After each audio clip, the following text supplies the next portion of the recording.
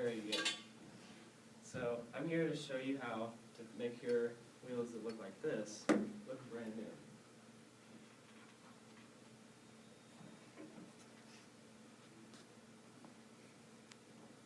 First off, I couldn't really bring in a truck, so I'm going to show you what we repair these wheels in that look this bad.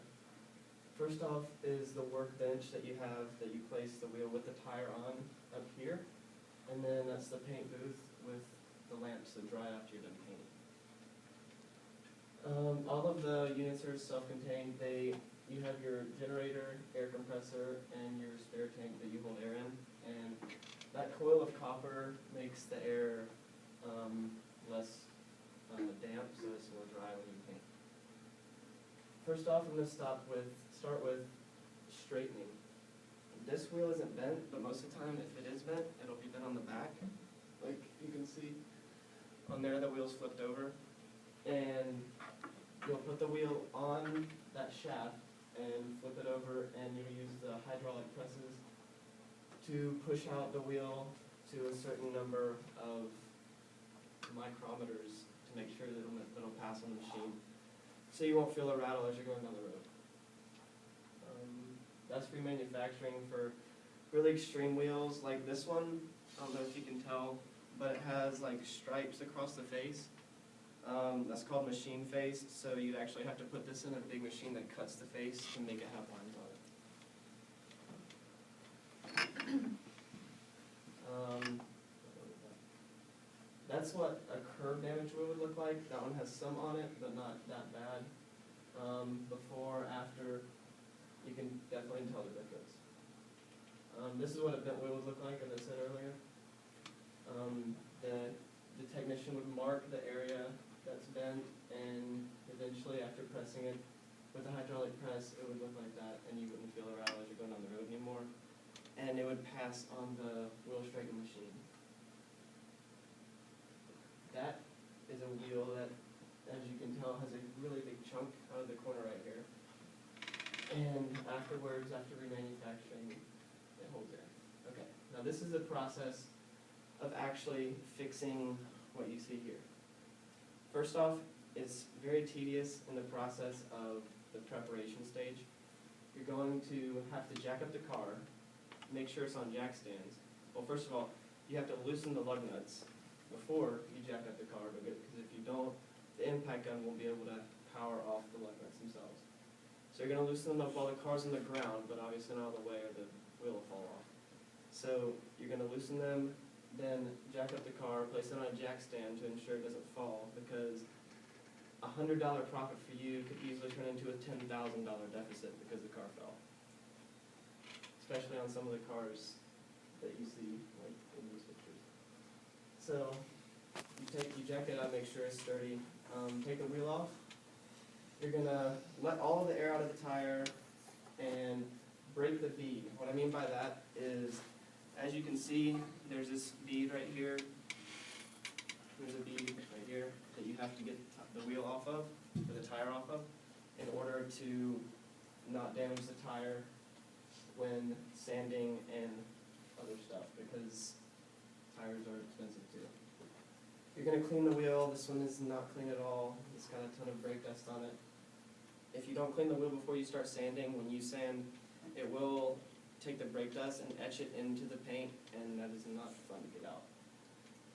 The repair, as you can see, there's a little light spot right here. That is from sanding. You sand the actual metal off of the wheel to get the scratch out. You don't just paint over it because it would still be there. So you're going to actually sand down the wheel to make it flush with the face, and it'll eventually look like it's not even there, but you'll still see where the paint has been removed. The second stage of preparation is the cleaning again. If you don't clean the second time, it will not go well for you in the paint room. You have to get all toxins off, all sand dust, anything that could hinder the paint from sticking to the metal. You also have to make sure in the chemical bonding stage that that's a piece of very fine sandpaper, and as you sand, you're going to progressively, if it's a really bad indentation, you're gonna start with a really coarse sandpaper, which means really rough, and continue on to finer and finer sandpapers up to 15,000, which is like a grain of sand per square millimeter. So really, really soft. And you're gonna progressively get all the way up to this stage, which is about 2,000 grit sandpaper. You're gonna start off with 120, and that's 2,000. Once you're done with that, you're gonna take it into the paint room after, again, taking all toxins off after you do the chemical bonding. You're gonna paint it. Before you paint it though, you have to make sure you don't get any paint on the tire because it will leave you with unsatisfied customers and most likely a big argument with the dealership that you're working at because they expect you to be the best. So if you get paint on the tire, the clear coat first of all would dry out the tire, causing possibly a wreck, which is even more trouble for you.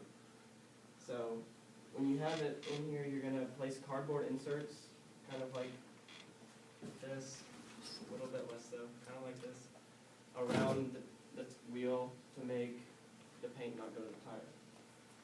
As you're painting, you do a slow back and forth motion, keeping no drip marks. You don't want it to run, don't want to put too much. You put too much, it will leave run marks, and your customer, when it's put back on the car, will have paint all over the side of his car. After that's dried, after you put the paint on, you're going to put it under a baking lamp, which dries the paint that's on it.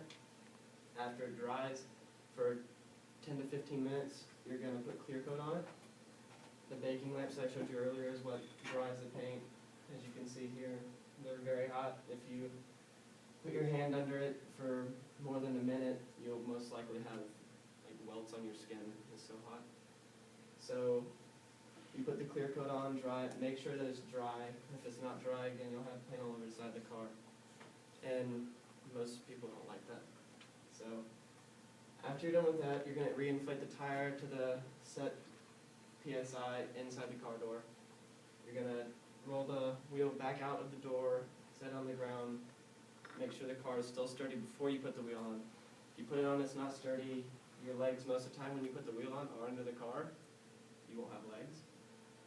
And once you put it up on the car, you're going to use the impact gun to install it. And once you're installed, you can take the jack stand out and lower the jack. And fixing the wheel is a very easy but very tedious process. You can see it requires a lot of beforehand work. He's checking to see if the wheel is bad. If it's bad, then he writes it down, takes it to the service advisor, and tells him that it needs to be done. These are comparisons in cleaning. If you just clean while it's on the car and don't clean it while it's off the car, you're going to see delamination, peeling of the clear coat. It's not going to be fun. Sanding differences. The sanding on the car will get all over the car, possibly even hit the tire. You can go through the tire, it's not hard. And the last one is polishing. This is a little bit different method. It's not like this at all. It's basically chrome. Most people know what chrome is. The bars on your desk are basically chrome. But you'll not paint anything. You put on a buffing compound and you're going to buff out the actual scratch. Maybe some sanding might be required, but not usually. And again, it's a very easy process, very tedious though, a lot of detail. If you don't pay attention to detail, you're going to have unsatisfied customers and you're going to lose your business. If you want your bent, scratched, or gouged wheels to look like new, then you can take them. It takes about an hour to hour and a half to do all 4 wheels to make them look just like they came off the showroom floor.